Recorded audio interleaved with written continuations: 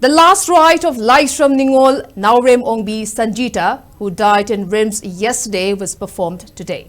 Family members, JC took the body from Rims after the completion of post-mortem.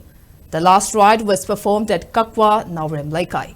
Remember, Laisram Ningol Naurem Ongbi Sanjita had been undergoing treatment at Rims under critical condition following the unfortunate incident in Kakwa when she came in contact with smoke released from tear gas shell on the fateful night of September 11th. She was 9 months pregnant and the baby inside her womb also died after she became unconscious and while she was in ICU of Rims. She breathed her last at 2:28 p.m. yesterday.